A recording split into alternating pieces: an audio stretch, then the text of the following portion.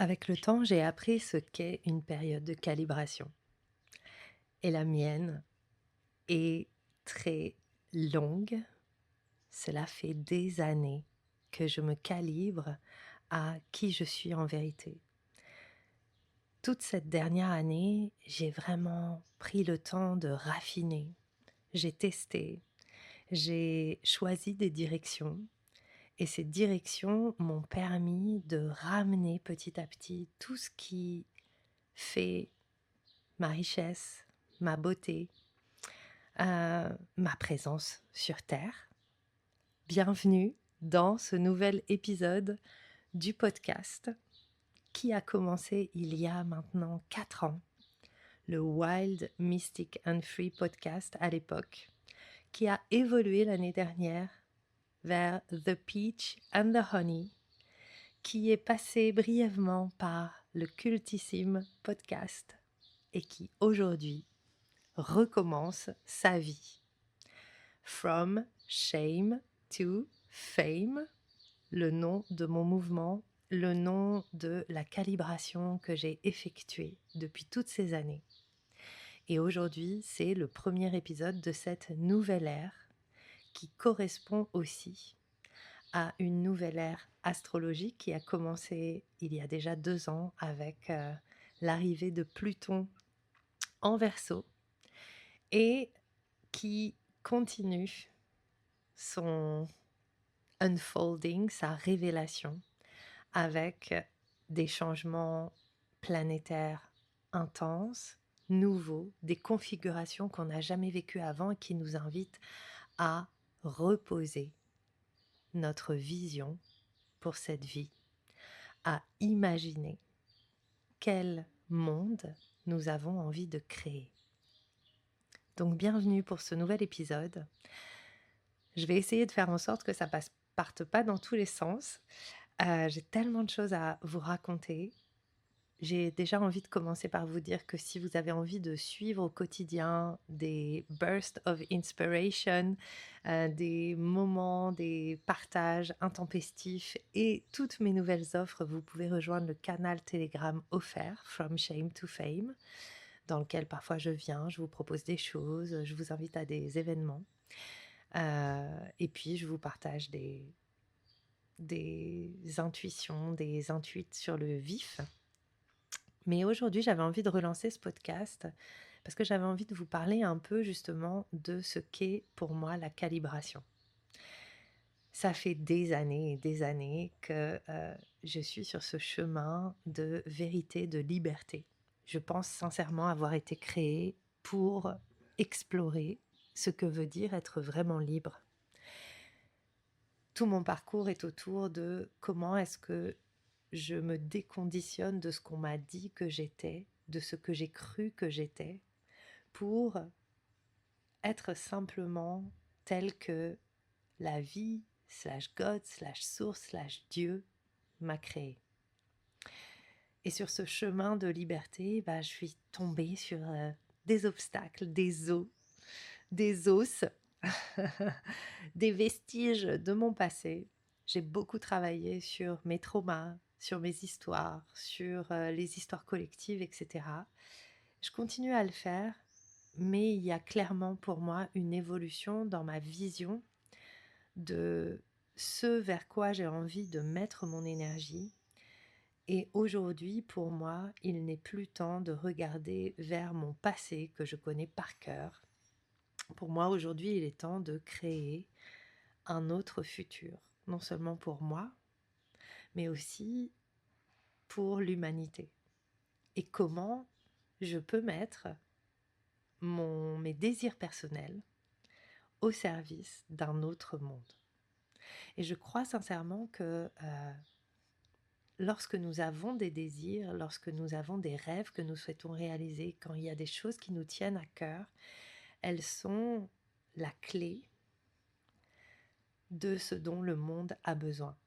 Et lorsqu'on a le courage d'aller vers ses rêves, lorsqu'on a le courage de suivre ce que la vie nous propose, alors on peut contribuer, on peut participer à l'émergence de cette nouvelle ère.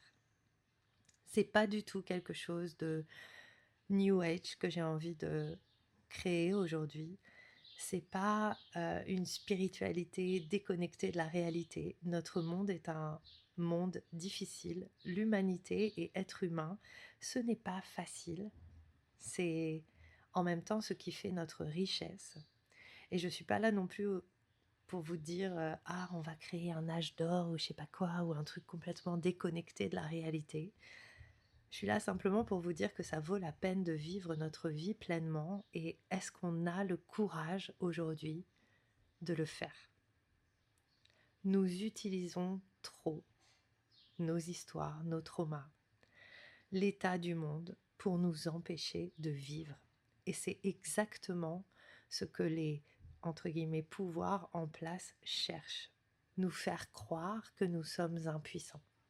Or, notre plus grande puissance réside dans notre courage à mettre tout en œuvre pour réaliser nos véritables rêves. Ça veut dire aller à l'encontre de tout ce que parfois on a cru sur qui nous sommes. Aller à l'encontre de ce qu'on nous a dit qu'on avait le droit ou pas de faire. Ça veut dire que pour créer un autre monde et pour créer notre propre monde, nous devons vraiment contacter le discernement de savoir où nous devons mettre notre énergie, où nous devons mettre nos billes, où nous devons investir notre temps et nos ressources. Donc cet espace From Shame to Fame, en fait, ça me permet de voir que toutes ces dernières années, j'ai cherché à compartimenter. Je me sentais un peu comme une poule à qui on aurait coupé la tête et qui court un peu dans tous les sens pour savoir où est-ce qu'elle doit, où est-ce qu'elle doit terminer sa course. À un moment, j'ai cru que mon truc, c'était l'astrologie et j'ai adoré vivre ce moment-là. À un autre moment, dans ma vie, j'ai cru que je devais être musicienne et j'ai adoré ce moment-là. À un autre moment, je me suis dit non, je suis accompagnante. Allez, je vais pratiquer le chamanisme et je vais accompagner avec le chamanisme. Et j'ai cru que c'était ce que je devais faire. Et puis à d'autres moments, et ça c'est plus récent, j'ai dit non, en fait, je vais aller vers le branding, marketing. Je vais accompagner des artistes, des créatives à vraiment oser mettre en œuvre leur création au service de la beauté du monde et surtout au service de leur vie, de leurs rêves. Et au final, je me rends compte aujourd'hui que moi, ce qui m'intéresse, c'est accompagner l'ambition. Moi, je pense sincèrement que l'ambition est une voie royale pour changer le monde. Et je ne vous parle pas de l'ambition comme un ego blessé, avide de pouvoir qui doit prouver quelque chose. Et en même temps, même si vos grands rêves partent de vos blessures, vous avez le droit de les réaliser quand même. Il n'y a pas besoin d'être parfait, il n'y a pas besoin d'avoir tout résolu. On est là pour créer. Notre essence est la création. Nous sommes créateurs. À quoi ça sert d'aller faire des séminaires de Joe Dispenza ou de suivre Tony Robbins ou de suivre tous les grands noms qui nous disent qu'on est créateur de notre réalité si c'est pour passer notre temps à aller faire des séminaires sans jamais oser créer ce qu'on veut vraiment. Donc aujourd'hui, je sais que mon ambition avec laquelle j'ai lutté, parce qu'il y avait tellement de conditionnements et tellement de croyances autour des dynamiques de pouvoir. Si je suis ambitieuse, c'est pas bien, je suis une mauvaise personne. Je dois être totalement selfless, c'est-à-dire sans ego. Je dois être quelqu'un qui fait les choses parce que je suis une bonne personne. Toute cette dernière année, j'ai remis en question cette notion de bien et de mal, de bon et de mauvais. Et je crois que le pire carcan et la pire prison pour nous, c'est cette moralité du bien et du mal qui nous enlève notre confiance dans qui nous sommes en vérité. Et en fait, c'est tellement intéressant de voir que il y a encore cette croyance très naïve finalement, très basique de si je veux réussir, alors je vais devenir comme les pires personnes qui réussissent. Si je veux gagner de l'argent, je vais devenir comme tous ceux qui exploitent le monde. Si je veux avoir de l'impact, je vais être exposée et en fait, je dois être irréprochable. Tout ça, c'est faux. Tout ça, c'est faux. Et c'est ce qui nous empêche et vous empêche de mettre en œuvre vos rêves. Je pense profondément que les êtres humains ont honte, ou en tout cas, la plupart des êtres humains, en fait non, c'est pas les êtres humains, j'ai envie de dire plutôt les populations occidentales et entre guillemets éduquées. Et j'adore qu'on ait l'éducation et j'adore qu'on sache tellement de choses, qu'on ait tellement accès à des connaissances. Mais dans quelle mesure ces connaissances nous maintiennent dans une vision de nous-mêmes basée sur la peur d'être qui nous sommes. Le plus on a accès aux informations, le plus on voit toutes les pires choses qui peuvent arriver dans le monde, le plus on a peur d'être comme ça. Parce que en fait, on le sait à l'intérieur, que potentiellement on pourrait l'être. Ça fait partie de notre humanité. Être humain, c'est vivre tout le spectre du pire au plus beau. Et tant qu'on n'accepte pas que potentiellement le pire est en nous, on ne peut pas vivre le meilleur. Et c'est vraiment ce sur quoi j'ai travaillé toute cette dernière année. Et j'ai tellement de reconnaissance pour tout ce travail que j'ai fait cette année et qui n'était plus un travail autour de mes traumas, autour de pauvre de moi, autour de ma victimité aiguë, mais qui a été beaucoup plus autour de est-ce que je peux prendre la responsabilité de ce qui me fait le plus peur et quand même aller créer ce que je veux vraiment. Parce que finalement, quand je regarde mon histoire et quand je regarde tout ce que j'ai traversé dans ma vie, je me suis empêchée encore et encore, en tout cas c'est pas vraiment moi, c'est un système en moi, un système de protection qui m'a empêchée encore et encore d'aller vers mes rêves par peur de devenir le pire. Et je pense que beaucoup d'entre nous, on a tellement peur de devenir le pire parce qu'on nous a enseigné et on nous a conditionné et on nous a entraîné à croire qu'on allait devenir le pire. Eh bien, en fait, quand j'ai pris conscience de ça, j'ai commencé à embrasser. Oui, je suis une mauvaise personne. Oui, potentiellement, je vais prendre le pouvoir peut-être sur les autres. Oui, peut-être que quand j'aurai tout l'argent que je veux, je vais faire des trucs qui ne seront pas intègres. Et en fait, simplement de reconnaître ce potentiel-là en moi, ces ombres, de plonger en fait dans mon inconscient, c'est ce qui m'a permis de me libérer. Et après des années et des années à fuir mon histoire, à raconter des histoires de substitution pour ne pas ressentir dans mon corps l'inconfort de tout ce que je ne voulais pas voir ou de tout ce que je ne voulais pas être. Eh bien, tout simplement, je me suis autorisée à m'ouvrir à ça, à ouvrir mon cœur et à embrasser. Et quand je dis embrasser, c'est à prendre dans mes bras tous ces espaces en moi qui criaient famine. Et comme elles étaient affamées, eh bien en fait, elles avaient beaucoup plus de place que les autres. On vit un moment astro hyper intéressant. Depuis novembre, il y a 2 ans, Pluton a changé de signe, est arrivé dans le signe du Verseau. Le Verseau, c'est l'innovation, c'est le renouveau, c'est aussi une sorte de révolution collective. Pluton, c'est la planète de ce qui est caché, du plomb qu'on transforme en or, c'est l'alchimiste, et c'est aussi la planète des dynamiques de pouvoir. Et on le voit depuis 2 ans, il y a quelque chose qui est en train de changer dans notre posture collective.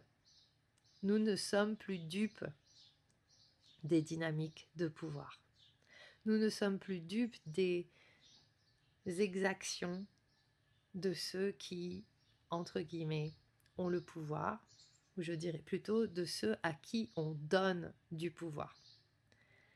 Et du coup, on commence à reconnaître notre propre pouvoir.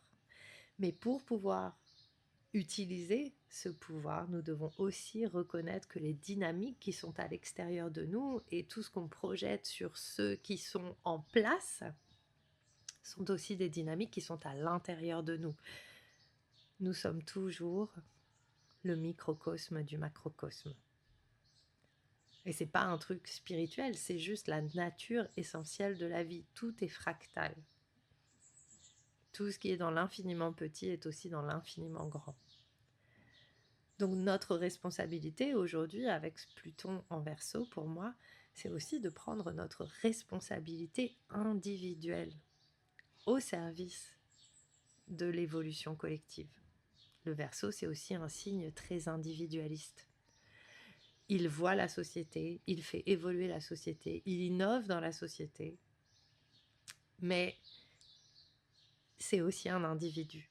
Il doit se reconnaître en tant qu'individu pour permettre la transcendance du poisson, le signe qui arrive juste après. Et finalement, depuis 2 ans, personnellement, j'ai vraiment eu cette ouverture à aller voir tout ce qui se joue en moi. Et évidemment, c'est pas terminé. J'ai encore pas mal de choses à explorer. Mais il y a eu comme un relâchement et une décision de m'accueillir telle que je suis, dans ma beauté. Et le plus je m'accueille dans ma beauté, et le plus je suis capable d'accueillir les autres. Et c'est génial, parce que ces 2 dernières années, je me suis ouverte à des conversations que je n'aurais jamais eues avant, à des inconforts intenses dans mon corps, que j'ai enfin autorisés et qui m'ont permis de grandir. Et quelque part, venir dans ce podcast aujourd'hui, c'est aussi venir grandi, peut-être enfin adulte. Mais pas l'adulte sérieux et tellement responsable que du coup il devient coincé. C'est vraiment cet adulte sage. Aujourd'hui, je me sens tellement plus sage et tellement heureuse de bientôt arriver dans la 2e partie de ma vie. Dans 1 an et demi, j'aurai 50 ans. Est-ce que c'est pas un truc de fou, ça? Et je me sens tellement pleine de possibilités. Et je me sens tellement heureuse d'être vivante et d'arriver à cet âge que je considère vraiment comme un âge d'or. J'ai cette sensation que ma vie commence seulement maintenant. Il y a un moment où j'ai eu cette certification en Human Design. Vous savez, si vous travaillez avec moi, qu'on explore beaucoup les Gene Keys. J'explore beaucoup moins le Human Design qu'avant, parce que je trouve que c'est un système que je trouve intéressant, mais à nouveau, les gens donnent trop de pouvoir au système. L'astrologie, le Human Design, les Gene Keys, c'est génial, c'est super, ça permet d'ouvrir des portes que peut-être on n'ouvrirait pas sans le système, mais le système lui-même, on s'en fout. C'est pas le système qui est important, c'est le potentiel qui l'ouvre. Et on ne peut pas se définir par un système qui est canalisé par un être humain. Parce que tous ces systèmes ne sont que des systèmes ésotériques. Est-ce qu'ils sont vrais? On ne sait pas, c'est des interprétations. On ne peut pas baser la vérité sur des interprétations. La vérité est vraie par nature. Les interprétations sont biaisées par nature. Donc si on veut être dans le vrai, Simplement, de temps à autre, on va être en résonance avec quelque chose, mais ça ne veut pas dire que le système porte toute la vérité. Pour en revenir au Human Design, c'est une des raisons pour lesquelles je l'utilise peu, parce que je trouve que les gens ont tendance à vraiment trop s'enfermer. Et c'est pas poétique de s'enfermer dans quelque chose. L'astrologie est un peu plus poétique parce que le langage, parce que les histoires, parce que l'imagination. De la même manière, les Jinkies sont plus poétiques parce qu'il y a vraiment quelque chose de très mystique, de très impalpable, qui permet l'espace de l'imaginaire. Et la vision de l'homme, de l'humanité, c'est un espace d'imaginaire. C'est l'espace de l'imaginal. Image est l'anagramme de magie. Si on veut créer un autre monde, on doit pouvoir l'imaginer. Si on s'enferme dans un système, on ne peut plus imaginer. Cependant, dans le Human Design, il y a quelque chose que je trouve intéressant, c'est le profil. Le profil, c'est 2 chiffres qui ouvrent sur quelque chose qu'on est venu expérimenter dans cette vie, on va dire, qui pourrait définir la manière dont on va expérimenter la vie. Et dans ces 2 chiffres, donc c'est des chiffres de 1 à 6, et les 2 chiffres que moi je porte, c'est 6, 2. Et j'étais tellement dégoûtée la première fois que j'ai vu mon profil en Human Design de me dire « Ah !» parce que le 6, on dit « Oui, mais toi, tu vas commencer à vivre à la 2e partie de ta vie. » J'étais trop dégoûtée. Moi qui étais en train de me débattre pour essayer de savoir « Mais qu'est-ce que je suis venue faire dans le monde? Mais est-ce que je suis ça? Est-ce que je suis ça? Est-ce que je dois faire ça? Est-ce que je dois faire ça? Est-ce que je dois faire ci ?» Aujourd'hui, je sais que je ne suis pas là pour faire. Je suis là pour être. Et maintenant que je le sais, je peux faire absolument ce que je veux. Et oui, la 2e partie de ma vie commence maintenant.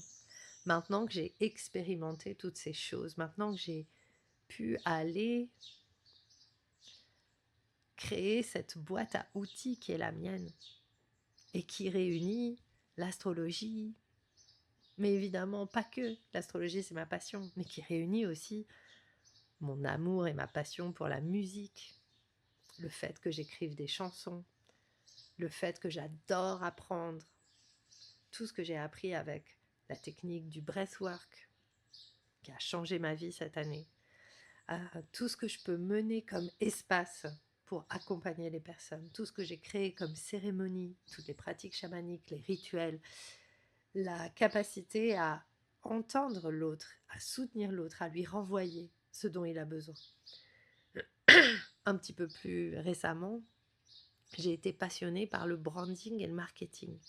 Pourquoi ?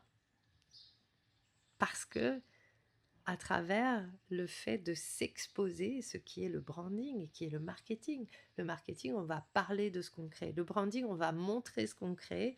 Et le marketing, on va en parler, on va vendre.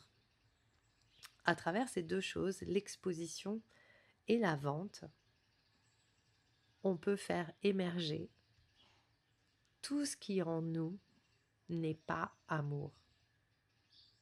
Parce que lorsqu'on ose s'exposer, lorsqu'on ose se mettre en pleine lumière, on voit toutes les ombres qu'il y a derrière. Et moi, c'est ça qui m'intéresse.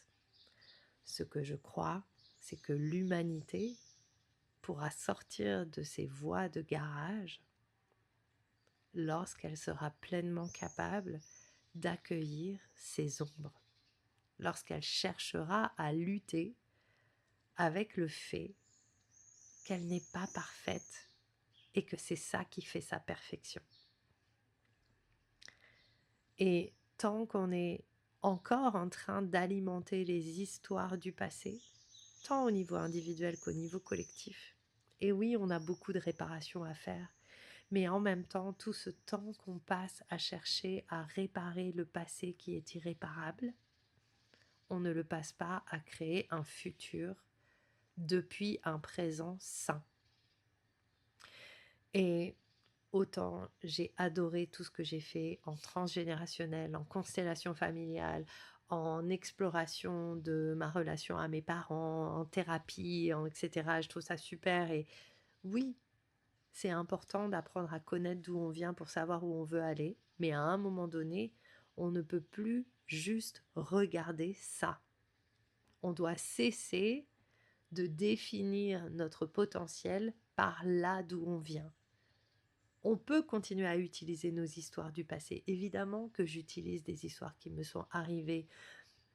Mais en fait, à un moment, c'est important de choisir d'intégrer ça. J'intègre mon passé. Je cesse de toujours revenir à «Ah oui, mais c'est parce que j'ai vécu ça, alors tu comprends, c'est difficile pour moi». En fait, c'est difficile pour tout le monde. Ce n'est pas facile d'être humain. Ce sera toujours difficile et inconfortable. Maintenant, le choix, c'est est-ce que je continue à raconter cette histoire-là encore et encore, ou est-ce que je me tourne vers l'histoire que je souhaite créer aujourd'hui? Et c'est là que le vrai travail commence. C'était intéressant parce que la semaine dernière, j'ai bouclé plein de boucles. La semaine dernière, j'ai produit un événement à Paris pour 22 femmes américaines artistes. Et j'ai aussi participé à l'événement avec ma mentor Shiloh Sophia, que je connais depuis 16 ans. Ma première mentor. J'ai écrit un super Substack sur notre relation, sur voilà, cette rencontre. Donc, si vous connaissez mon Substack, allez lire. Je vous mettrai le lien dans les notes de l'épisode. Et on a eu un cercle où on a partagé autour de notre voix. À quel moment, en fait, notre voix a été coupée, où on n'a pas pu s'exprimer. Un événement fondateur. Et c'était tellement intéressant parce que quand c'est arrivé à moi, j'ai partagé une histoire que j'ai déjà partagée en ligne. Et en fait, j'ai senti et j'ai choisi, c'est la dernière fois que je partage cette histoire. Je n'ai plus envie de me définir par cette histoire. Et j'ai vraiment utilisé ce cercle pour me dire, en fait, cette histoire, c'est la dernière fois que je la partage. Elle ne me définit plus. Et je pense que c'est important de choisir ce qui nous définit et ce qui ne nous définit plus. Et c'est important aussi, et ça revient à tout ce qui me passionne dans le branding par exemple, c'est important aussi de comprendre qu'en fait on n'est pas là pour guérir les gens, on est là pour permettre aux personnes de créer ce qu'elles veulent. Et oui, pour certaines personnes, ça va passer par les accompagner à se guérir, c'est-à-dire à changer de perspective sur leur passé, à unifier ce qui a été séparé. Mais il n'empêche que ça n'intéresse personne, et c'est très inconscient. En fait, ça n'intéresse personne de juste garder ses yeux vers l'arrière. On est là pour regarder vers l'avant. Et le plus on aura le courage d'aller vers l'avant, le plus le monde pourra changer. Et aller vers cet avant, ça veut dire aussi pouvoir rester dans le moment présent avec tous les inconforts que ça comporte. Et beaucoup d'entre nous ont fait de la méditation, enfin moi j'en fais pas, mais, mais beaucoup d'entre vous, vous en faites, vous faites des pratiques, etc., etc. Et en fait, j'ai observé, il y a tellement de gens qui font des pratiques et qui en fait ne pratiquent pas bien. Parce que les pratiques ne font que alimenter une histoire que la personne devrait changer. En fait, 99% des personnes que je rencontre pratiquent des choses pour changer. Ça veut dire quoi? Pour fuir qui ils sont. Mais en fait, on n'est pas là pour fuir qui on est. On est là pour apprendre à être avec. être avec les inconforts, être avec tout ce que je déteste en moi, être avec tout ce que j'ai rejeté, être avec tous les pires trucs qui se racontent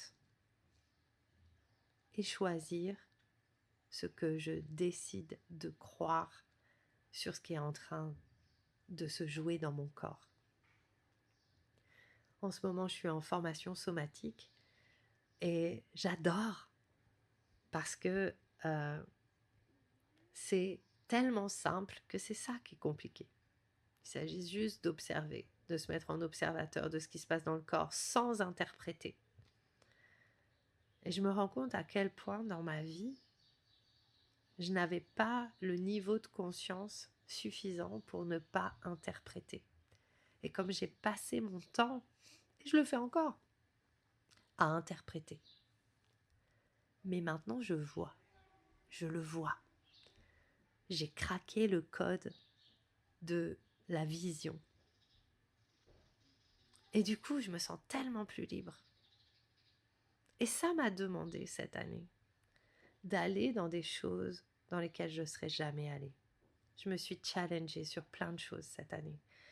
J'ai fait des expériences qui me faisaient peut-être les plus peur.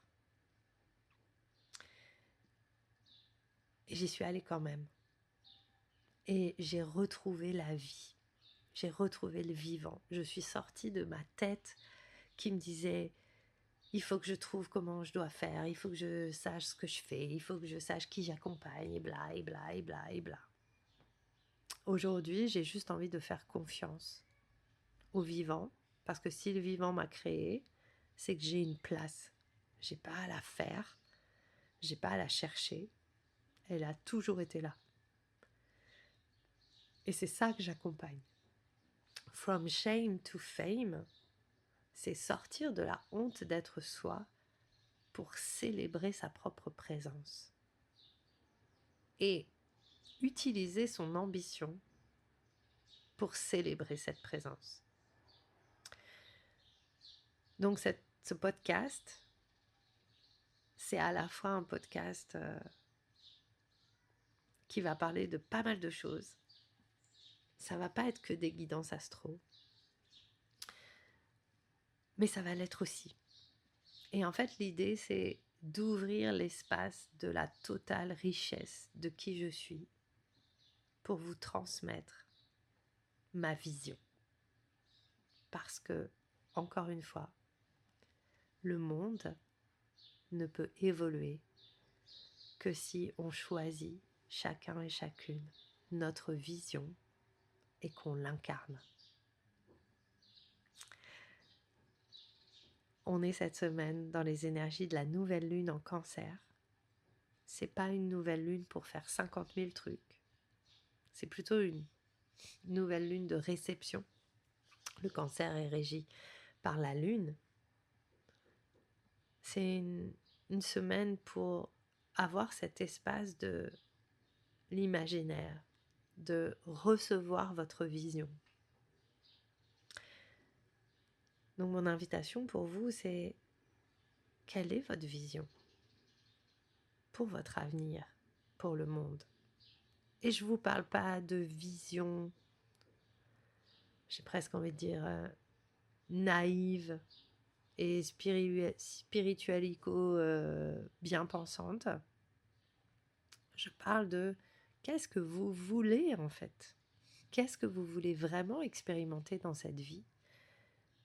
Et qu'est-ce que vous êtes prêt à laisser derrière vous pour y aller? On se retrouve très bientôt pour la suite de ces aventures.